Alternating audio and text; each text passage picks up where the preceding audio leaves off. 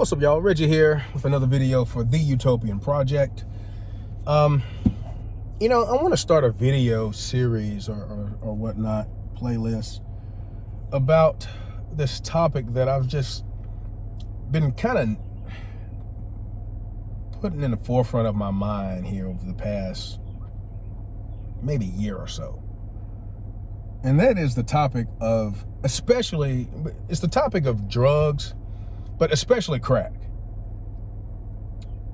And, I just want to preface this video by saying, because I just want to self-deprecate. I'm probably going to self-deprecate, that's with a P, which is when you criticize, you kind of down criticize yourself. And I do it to try to reiterate the fact that I don't think that I'm quote unquote better than anybody. But there's some conversations that we just need to have, and especially that we just need to have as a people, as a culture, as a race, but even as a whole civilization, regardless of race, color, or creed. Sometimes you just need to start having tough conversations. And just the human ego is just not really set up to take that. But I want to start this off by saying, I have benefited greatly from having friends who sold crack, and sold other drugs. Now, I never took any, but just being around the lifestyle and the money, I will just say that I benefited, and we'll leave it at that. So it's not like I'm trying to say that I'm better or devoid or haven't been touched by some of this stuff that I'm talking about. But the main point, especially, but in defense of that, that's different than the points that I'm going to be getting into, which is contributing to it, benefiting from someone else having done it. And especially this is in the past where, if I had things to do all over again, I probably wouldn't make the same decisions. There ain't no probably to it. If I'd known then what I know now, I certainly would have chosen not to benefit. But again, I was younger, you grow, et cetera, et cetera. It just seems like we're just not interested in growing when it comes to this topic. I mean, and for the most part, but we really, when it comes to all facets of it, we're not really interested in all facets of growing from this topic. So one of my main criticisms is that it just seems like people forget what selling crack involves, and what crack use involves. Because for one, there's a net glorification of selling crack.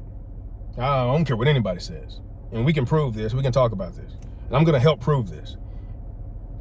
But there's a net glorification still to this day of selling crack. Two, people seem to forget that that crack use, your end customer, in order to get that, they will rob, cheat, steal, and become a person who is capable of other things, such as the R word to the A to the P and E. Molestation of children.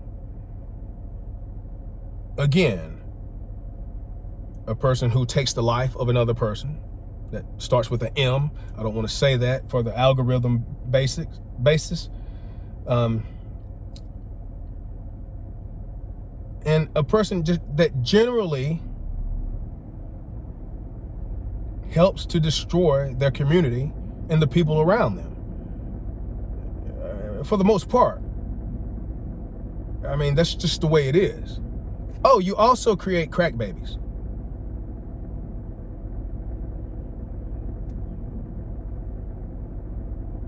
But these same people will turn around and say, you better not ever touch a kid. You better not ever mess with a kid.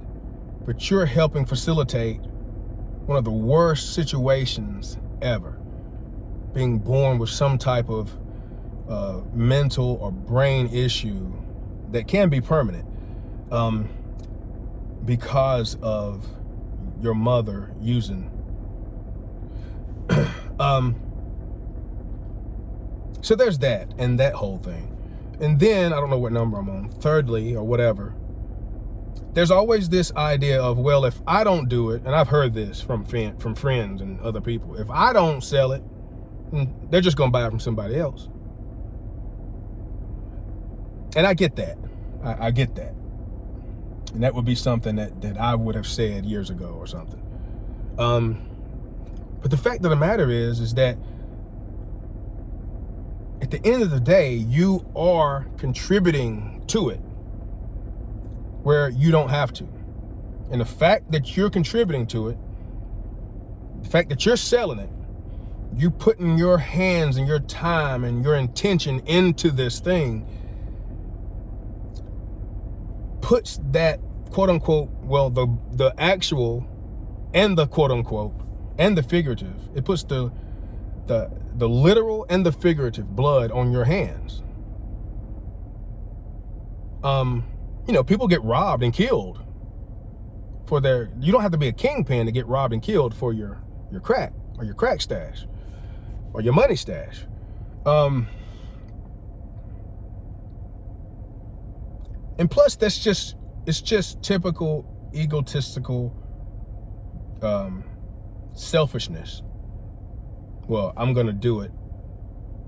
And it's just an excuse that I might as well benefit since they're gonna be in the market.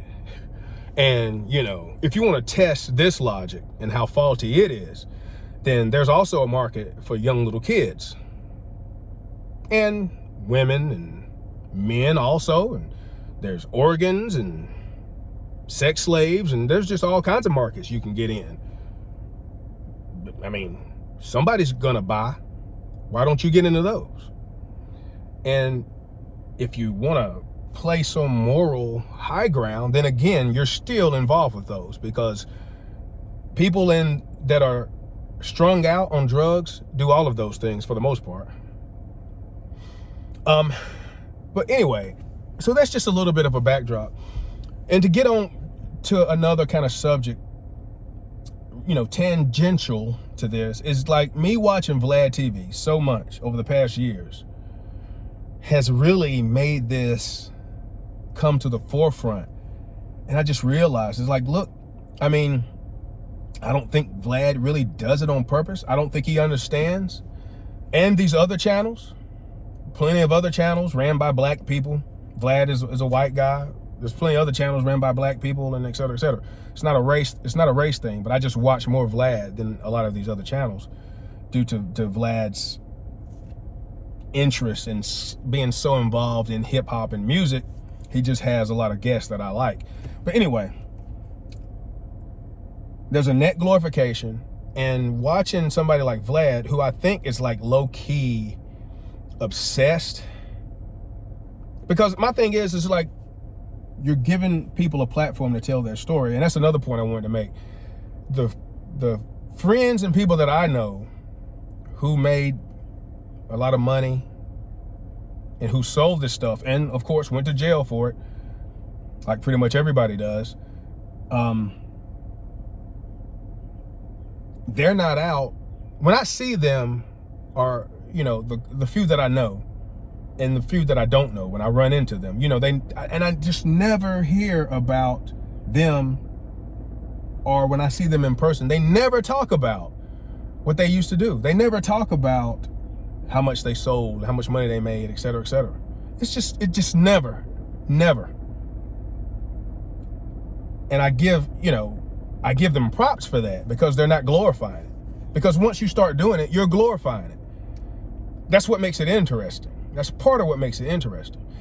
And just watching so much of this on Vlad, I just started realizing, like, dude, you're still, like, Vlad or anybody else. Now, Vlad breaks his videos up into many segments, right?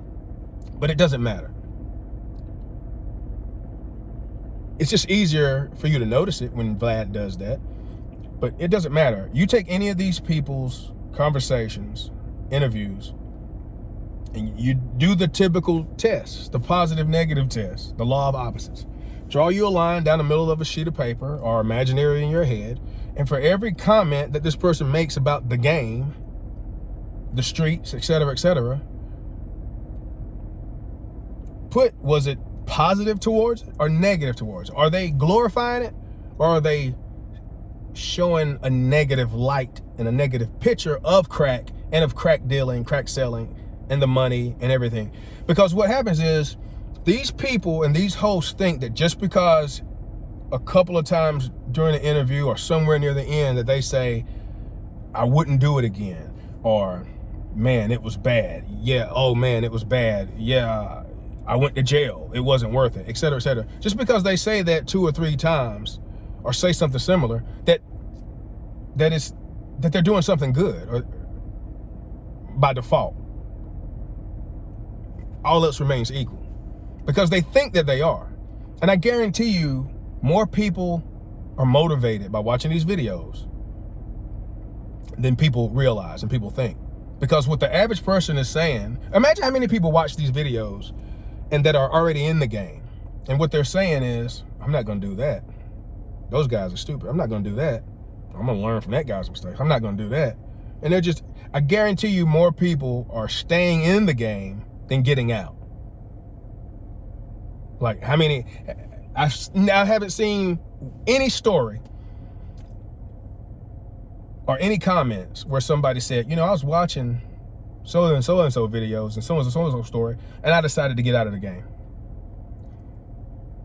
And you can't tell me, it doesn't even sound realistic that that would happen. And the more of these stories you see, the more you realize that it is a net glorification at the end of the day. It's more of a positive, and there's just so much respect and love and admiration for these people and their stories. And these people are talking about this stuff like they were out coming up with new technology on how to build houses less expensively, or how to make a car run cleaner, or you know, anything, right? Anything in the STEM environment, or anything, you know, better accounting methods that revolutionize the industry or something. There's so much props and grandiose, you know, delusions of grandeur, I guess, around these stories. And it's like, are you forgetting that you were destroying and helping to destroy your community, your neighborhood, your fellow people, your brother, your sister, and some of y'all, you know, your mother, your father, all for your gain? And of course, there's always that excuse, well, I had to look out for my family, I had to do what I had to do. And then when it's over and done with, most of these folks are like, I wish I wouldn't have done that. I wish I would have just got a 9 to 5 or 2. Like, you don't have to do this. You don't have to get into this game, because it's, especially nowadays, it's going to catch up with you. And one thing Vlad has talked about is that for every 1 year that you ball, you seem to do, I don't know, whatever it is. He figured it out. He's done this so much, he has a formula. And it's basically for every 1 year that you're riding high, you do, I think it's 5 years in jail or 3 or something like that. And he talks to these people. I will give him this. And I'm not really trying to take anything away from Vlad per se, but you know, these people, time and time again, he's like, how many years did you do? Oh, I did 20 or whatever, or that was the bid.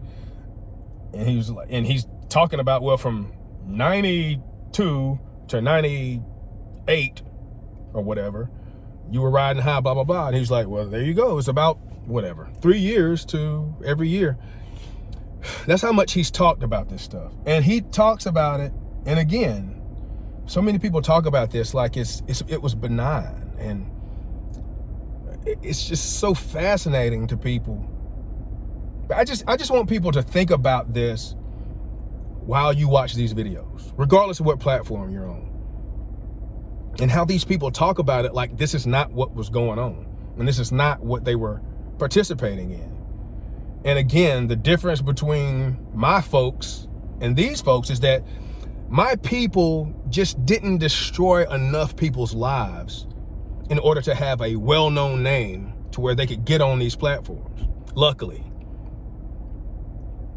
Now, I'm not gonna sit here and act like some of these stories aren't interesting, but I'm grown and I'm out of the game. I mean, I'm out, never was in the game, but I'm out of the streets. I'm not in the streets. I'm not the same, I'm not the average, I'm not so many people that could be watching this stuff and getting their mind twisted or not realizing what's going on. Even if you're not in the game, what are you taking away from this to talk about with somebody else or to influence somebody else when they're talking about doing it, or if they're in the game, et cetera, et cetera. So, and it's the butterfly effect. It's energy, it's karma. It's affecting what we believe, what we think, what we believe / think, same thing. It's affecting what we think, which affects what we create, which affects what we experience. And it's just been kind of mind-blowing the more and more I watch these people. And then you transpose this over into rap music and whatever else, and what seems to be the most entertaining TV programming out, especially for black people nowadays. I mean, is there anything we can do? Is there any other programming we can come up with besides a show based on this? It's just mind-blowing. It's mind-blowing. The more you think about it, the more you realize it. So I would just say, I just wanted to put that out there, and I'm going to be giving examples and stuff later, but before this gets too long, but just think about this while you watch these videos. And these people just talk about it, again, like they were actually moving bricks to build houses, to build the community. And there's just all this talk and this bragging and this grandiose and chest out. And it's like, dude, you were literally doing something that's equivalent to slavery, and you know, you were a bully, which is what slavery and racism is about. You had the gats, the sticks. I won't say the other G word, but you had that. You were bullying people. I mean, it's only an extension of slavery, if you want to make any type of argument. But so many of these people will turn around and have a problem with what this white person said or what they did, or you know, it's just, I don't see anybody else really talking about this. It's like we're too afraid to criticize these people. Some for obvious reasons, but again, are we really truly about the culture if we can't handle criticism of our culture, whichever part of the culture you're talking about and referring to? Because I am obviously, I never have been, never will be, never want to be a part of certain parts of anything related to this culture or anything else related to what seems to be related to a lot of things related to black people. But again, there's plenty of white drug dealers and white crack dealers and white crack users. I'm not saying that, but I just see people throwing around the word culture and all this crap, and this stuff gets slid right into it, and then it'll be the same person in this series, getting interviewed for how much weight they sold or ran or drove or whatever else, and then they have the nerve to talk about somebody else doing something negative to their culture. It's just mind-boggling. But this is what happens when you let people have, when you're not really serious about, wait, it's not serious. This is what happens when you don't have critical thinking and you can't really truly criticize something out of fear of running those people off. And for one thing, something like Vlad makes a lot of money, and these other platforms make a lot of money off of talking about this stuff. And again, some of these people, some of these stories are crazy. Again, is the Christ. I can listen to this guy talk about his life. I mean, interview this guy again. But I just want people to look at it differently, and more accurately. And these people, if any of these people ever came across my video, can you tell these stories and keep it a little bit more real? Then if you were to do that, how interesting would they be? How interesting would those stories be? As Killer Priest said, too much knowledge, it'll break up the rhyme. But I did it anyway, just to wake up the mind. So it's plausible deniability. I don't think these people know this, and they don't really think about it. It's hard when you're on the inside and you did so much time and you grew up with nothing. You grew up without a father. You grew up in the streets. You thought you had no other choice, etc., etc. But stuff like this and making these videos removes plausible deniability. For every one person who comes across this video and watches it, heaven forbid, it's 21 minutes, and you know, I don't have that much of a following, but whatever. This is my attempt to do something. So, but it's also interesting. And it helps these other channels, because if I say, go watch this video on Vlad gets another view. Vlad makes more money, or Say Cheese TV, or whoever else. But round and around we go, but we have to spin something out of this karmic cycle. Are you going to keep getting the same thing over and over again? But again, my main thing is how there seems to not be enough conversation for what really was being created. And people and families are still affected by this.